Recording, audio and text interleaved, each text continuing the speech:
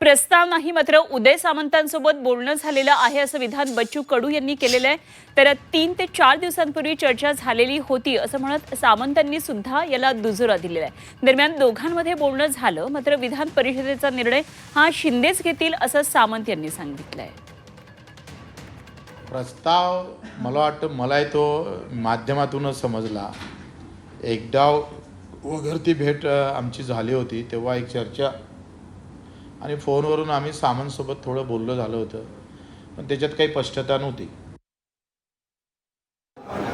4-5 दिवसापूर्वी नक्कीच त्यांची माझी चर्चा झाली होती, परंतु या सगळ्या गोष्टीचा निर्णय हे माननीय एकनाथ शिंदे साहेब घेत असतात। आणि ती जरी चर्चा त्यांनी पत्रकार परिषदेमध्ये सांगितली असली तर ती त्यांच्यातली आणि माझ्यातली फक्त दोघांच्यातली चर्चा होती। त्याच्यामुळं विधान परिषदेचं तिकीट उमेदवारी कोणाला द्यायची कोणाला नाही द्यायची हा निर्णय माननीय शिंदे साहेब घेत असतात। त्यांची आणि माझी फोनवर चर्चा झाली। मी काय सांगतो की माननीय बच्चूभाऊ कडू हे माझे मित्र आहेत, विधिमंडळात त्यांनी अनेक वर्ष आम्ही एकत्र काम केलेलं आहे। त्याच्यामुळे मित्र म्हणून नुसत्या चर्चा होतात, परंतु ती चर्चा ही आमच्या दोघांमधलीच होती। ती चर्चा शिंदे साहेबांबरोबर जर झाली असती तर ठीक आहे, पण ती शिंदे साहेबांबरोबर चर्चा झालेली नाही।